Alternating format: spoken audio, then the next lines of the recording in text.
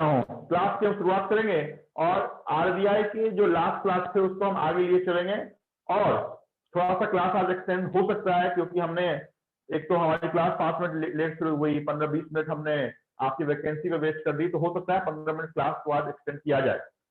हम आरबीआई के फंक्शन की बात करेंगे कि आरबीआई क्या क्या काम करती है सिर्फ आपके मेंस के एग्जामिनेशन के नजरिए से, है ना। जैसा कि आरबीआई का बेसिक आपने देख लिया, अगर कोई लास्ट क्लास नहीं थे तो उनसे ये रिक्वेस्ट होगा कि वो यूट्यूब पे जाके देख सकते हैं कि हमने लास्ट क्लास क्या पढ़ा है। लास्ट क्लास हमने संभवतः आपके नए दौर से हमने शुरुआत की थी और पहला क्लास हमने आपका लिया था। तो आपके आरबीआई के फंक्शन की हम बात करें कि आपकी आरबीआई करती क्या है जो आपको आपके मेंस के एग्जामिनेशन के नजरिए से मालूम होना चाहिए। आरबीआई असल में 36 पेजेस का फंक्शन करती है। तो 36 पेजेस का फंक्शन मुझे भी नहीं मालूम है कि भाई साहब क्या क्या करती है आरबीआई, बट मुझे इतना मालूम है कि वो 11 काम आपको जानना है, जिस 11 में से एक आपके ऑप्शन में रहेगा और उस पर आपको टिक मार्क करना है। पहला काम है कि आरबीआई का फंक्शन है इशूइंग ऑफ करेंसी। जितने भी इंडिया में करेंसी प्रिंट होते हैं, इशू होते हैं, तो सारा का आरबीआई के अप्रूवल के बाद ही आपको देखने को मिलते हैं। क्लियर। तो इशूइंग ऑफ लिखे मत, अभी सिर्फ ध्यान दें मैं क्या बोल रहा हूं, फिर से सारी बात मैं लिखूंगा आपके बोर्ड पे। Issuing of all types of currency. Currency में दो चीजें आती है, एक तो आपका पेपर करेंसी आता है, दूसरा बैंक नोट आता है।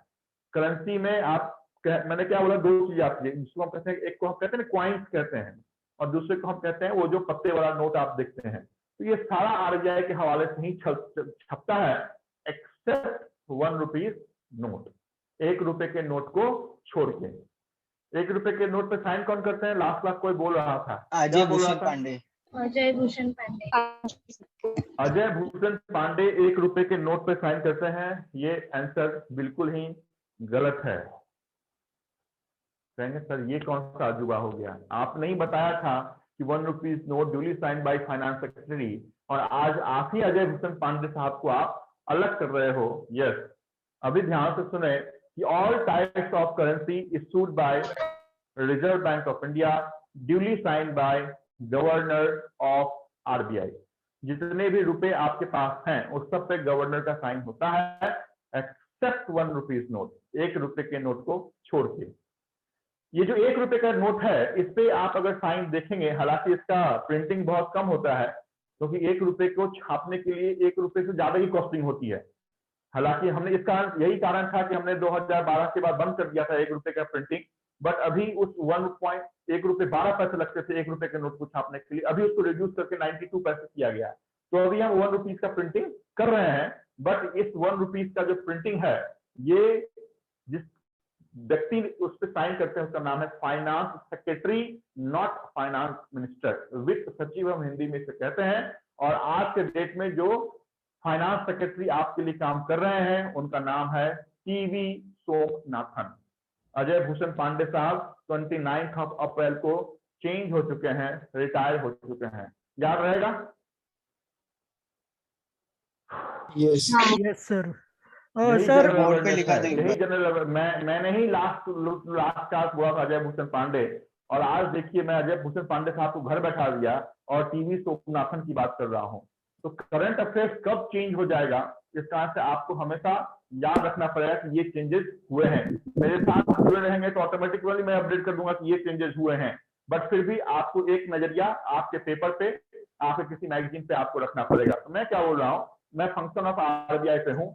हमने एक फंक्शन की बात की, issuing of all types of currency duly signed by governor of Reserve Bank of India. दूसरी बात हमने की एक्सेप्ट 1 रुपीज नोट, इसमें हमने ऐड कर दिया 1 rupees note duly signed by finance secretary and present finance secretary is TV Somanathan. तीसरी बात, भले ही हम 1 रुपए के नोट का सिग्नेचर नहीं करते हैं, but distribution of all types of currency, चाहे वो 50 पैसे का कॉइन हो जो मिनिमम लीगल टेंडर आपके इंडिया में है, या फिर 2000 रुपए का बड़ा बैंक नोट हो, तो लीगल टेंडर वही होता है जिसको आप एक्सेप्ट करने से डिनाई नहीं कर सकते हैं। मतलब आप अगर 50 पैसे का कॉइन किसी को दे रहे हैं तो डिनाई नहीं कर सकता है कि मैं नहीं लूंगा, वो इलीगल है। भले ही आज हम लेते नहीं है, देते नहीं है, बट लीगली कोई डिनाई नहीं कर सकता है, because it's a legal tender and minimum denomination of legal tender in Indian economical market is 50 paise coin and maximum denomination of legal tender in Indian economical market is 2000 rupees.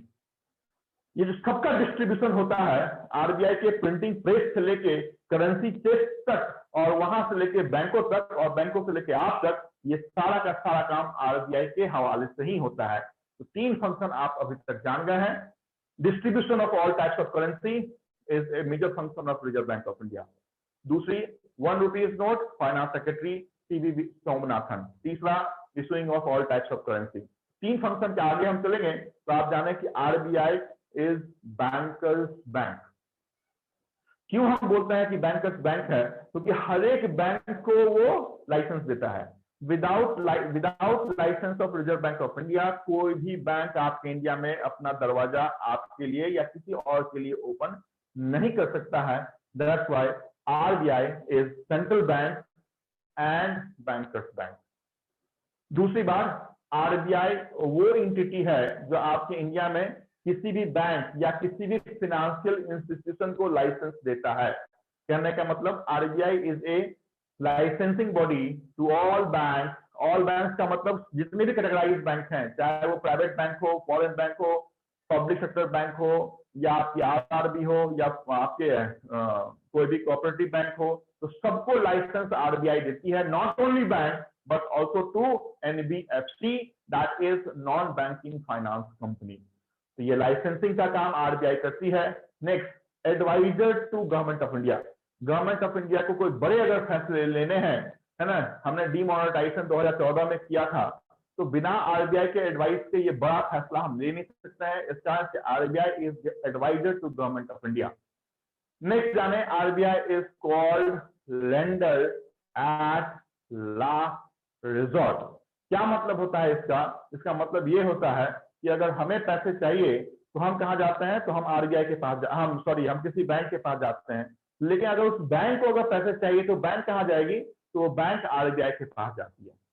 तो RBI दूसरे बैंकों को पैसा देती है, इस कारण से हम बोलते हैं लेंडर। लेंडर मतलब देने वाला, लेंडर एट लास्ट रिजॉर्ट। ये क्वेश्चन कई बार आपके एग्जाम में पूछा गया है कि लेंडर एट लास्ट रिजॉर्ट कौन सी बैंक है? क्या वो नाबार्ड है, क्या वो सिडबी है, क्या वो आरबीआई है, क्या वो एक्सिम है? वो कोई भी बैंक का नाम आपको दिया जाएगा, आपको उसी बैंक को टिक मार्क करना है जिसका एस्टैब्लिशमेंट हमने 1 अप्रैल 1935 को 5 करोड़ की लागत से यंग ऑडिटर्स कमीशन के रिकमेंडेशन पे आरबीआई एक्ट 1934 के हवाले से कोलकाता में हमने किया था। क्लियर? उसके आगे हम चलेंगे तो एनडीटीएल को मैनेज करने का काम भी रिजर्व बैंक ऑफ इंडिया ही करती है। What is NDTL? That is net demand and time liability. Full form itself is very very important कि एनडीटीएल होता क्या है। एनडीटीएल का मतलब है, एनडी का मतलब है नेट डिमांड, टीएल का मतलब है टाइम लायबिलिटी। आगे चल के मैं बताऊंगा कि एनडीटीएल होता क्या है। और अंत में आप जाने जो सबसे बड़ी फंक्शन आपके आरबीआई की है, दैट इज मॉनिटरी पॉलिसी, या उसे हम क्रेडिट कंट्रोल पॉलिसी का भी नाम देते हैं। आपसे क्वेश्चन पूछा गया कि बैंकों को नेशनलाइज करने का काम कौन करता है? आंसर किस पे लगाइएगा? आरबीआई। आरबीआई। आरबीआई। ये पंखा ये घर में चल रहा है, इसी पंखे में मन करता है कि फांसी लगाओ। हाँ? No sir, government of India. मतलब उस बहाव में बह जाते हैं। जैसे सर आरबीआई का किस्सा सुना रहे हैं सत्यनारायण भगवान की कथा की तरह, तो जो भी क्वेश्चन पूछेंगे उसका आंसर तो आरबीआई ही होगा। अगर इतना आसानी से मैं क्वेश्चन पूछता तो संभवतः यहाँ खड़ा होता ही नहीं, फिर आपके साथ ही बैठा होता। मैंने क्वेश्चन पूछा कि बैंकों को नेशनलाइज करने का काम कौन करता है? The answer is not RBI. याद रहेगा? Yes sir. Answer is government of India. जितने भी फंक्शन हमने बताए हैं ये सब फंक्शन आरबीआई का है एक्सेप्ट नेशनलाइजेशन ऑफ बैंक। कई बार आपके एग्जाम में पूछा गया कि nationalization of bank is a major function of. तो जैसे ही बैंक देखते हैं हमको सिर्फ एक ही दिखता है, वो है बैंकों का पप्पा, वो है आरबीआई। हम इसको टिक लगा देते हैं और वो पहला ऑप्शन भी रहता है, और वहीं पे जाके हम संभवतः 1.25 मार्क्स गवा बैठते हैं, जो कि गवाने में दूंगा नहीं। License of bank government of India करती है, लेकिन लाइसेंस टू बैंक कौन करेगा? आरबीआई। इतनी बात मालूम चली आपको? Yes, sir. इसमें कोई दिक्कत? No No, sir. तो इसको हम 1 by 1 करके लिखेंगे और आप भी मेरे साथ साथ कदम से कदम मिला के लिखें। इसको लिखें function of RBI. Hello sir, बोलिए, एक डाउट था। पूछो ना। कि अभी जो आप बोले लाइसेंसिंग की बात, और अभी आरबीआई एनबीएफसी को भी लाइसेंस देती है, पहले नहीं देती। आरबीआई नॉन फाइनेंशियल एनबीएफसी को भी लाइसेंस देती है। हाँ, बोलो ना, क्या हो गया? हाँ, तो वही की क्लियर करना था, पहले नहीं देती थी, अभी से देना स्टार्ट किया। अरे भाई, कब नहीं देती थी? किसने बोला नहीं देती थी? जिन्होंने बोला है वो बताओ, कब नहीं देती थी? सर मैंने कहीं तो पढ़ा था तभी। कहीं अगर पढ़ा था तो गलत पढ़ा था। हमेशा से जो आपकी सेंट्रल एनबीएफसी होती है उसको लाइसेंस आरबीआई ही देती है। जैसे कोऑपरेटिव बैंक भी है ना, तो कोऑपरेटिव बैंक को हमने क्या बोला कि आरबीआई लाइसेंस देगी, बट ऐसा उस कंडीशन में होता है जब वो सेंट्रल कोऑपरेटिव बैंक है।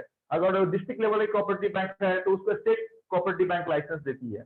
अगर स्टेट कोऑपरेटिव बैंक है तो उसको सेंट्रल कोऑपरेटिव बैंक लाइसेंस देती है। लेकिन अगर सेंट्रल कोऑपरेटिव बैंक है जिसके ब्रांच महाराष्ट्र को छोड़ के दूसरे प्रदेश में भी आपको मिले तो उसको हम सेंट्रल बोलते हैं, तो उसको आरबीआई देगी।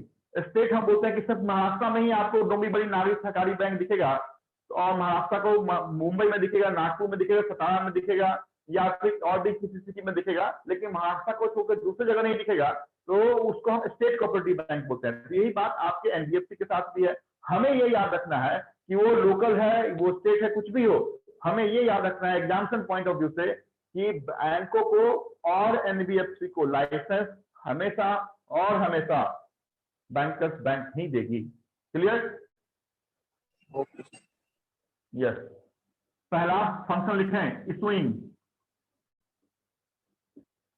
issuing of all types of currency।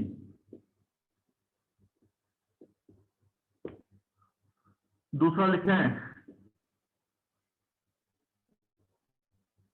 Accept 1 rupees note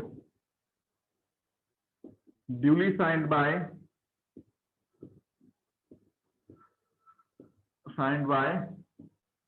finance secretary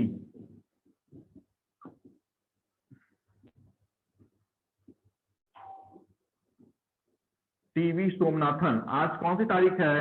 आज है 9th of May 2021। तो मैंने डेट लिख दिया है। ये अगर बाद में कोई देखेंगे और समय चेंज हो जाएगा तो फिर आपको अपडेट करना पड़ेगा। तीसरा,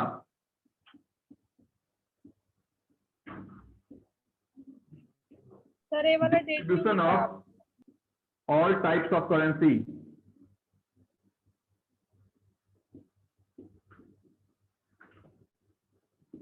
Distribution of all types of currency। Next, bankers bank।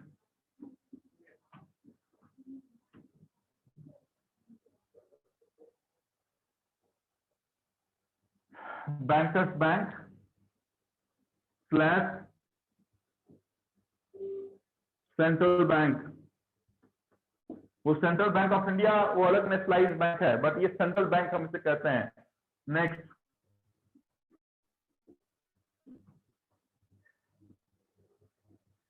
representing India in IMF and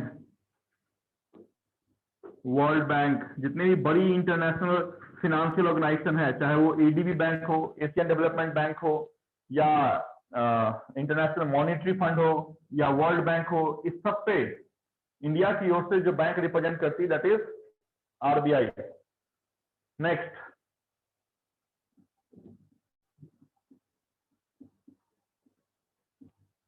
custodian of foreign exchange.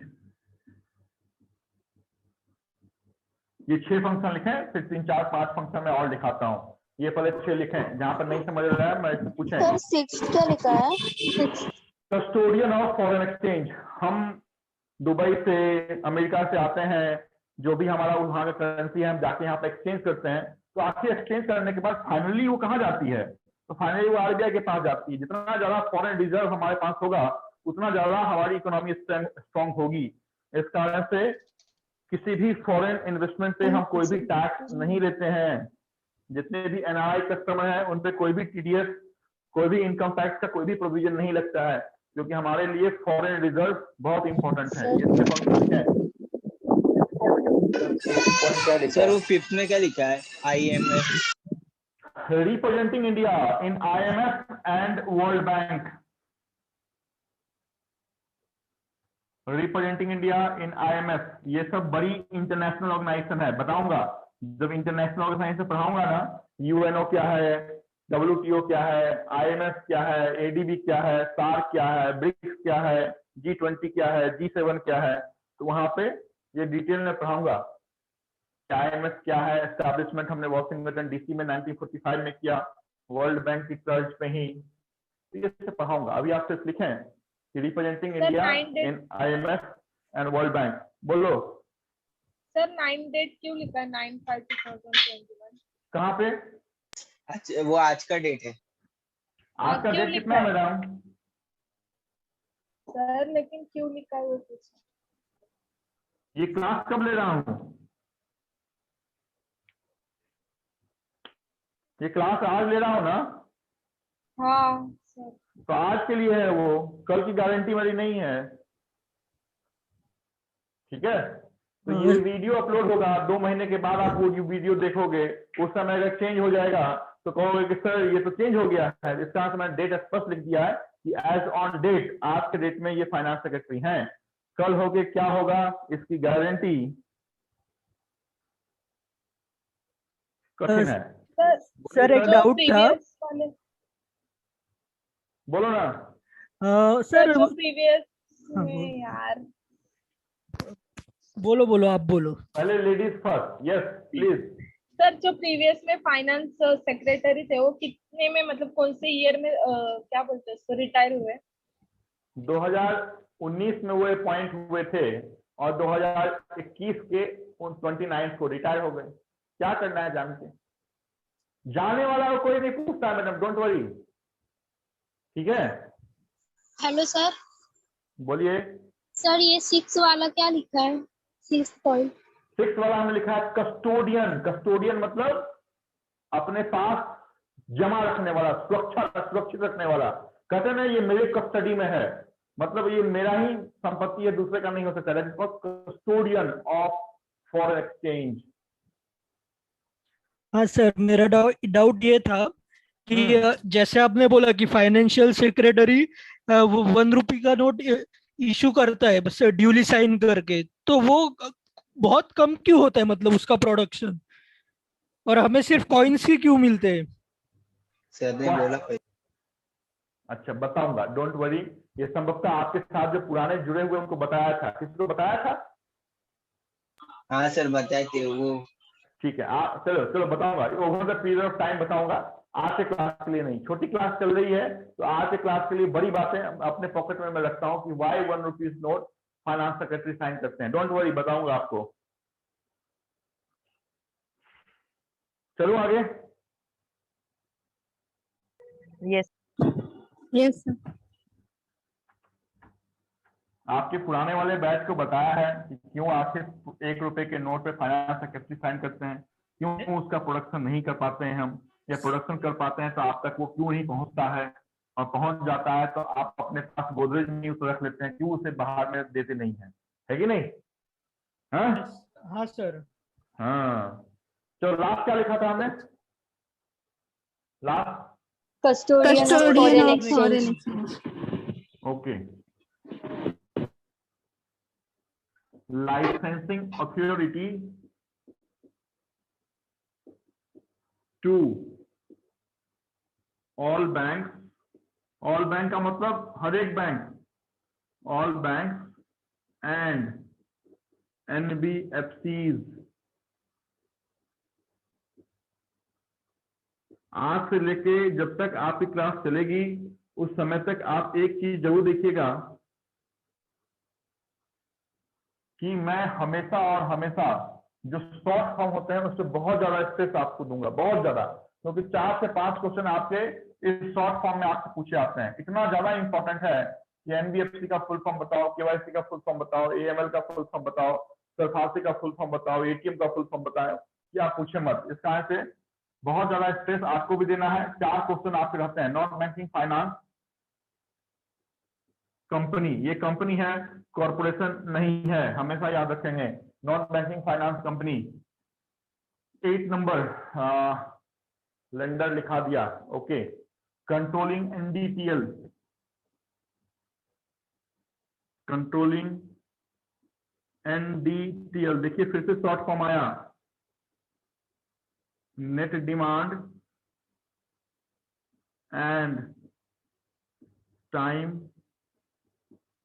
Liability.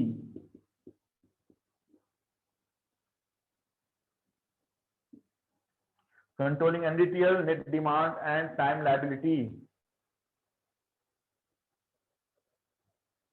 और अंत में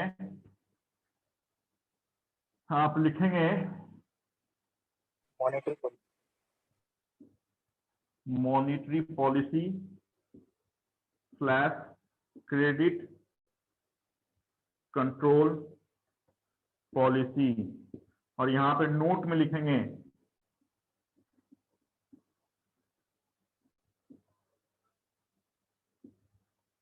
nationalization of bank is not a function of RBI but GOI। Nationalisation of bank क्या होता है? Nationalisation of bank, ये nationalisation वाली class में हम देखेंगे कि बैंकों का अभी तक 2 ही बार नेशनलाइजेशन हुआ, 19 जुलाई 1969 एंड 15 अप्रैल 1980 को।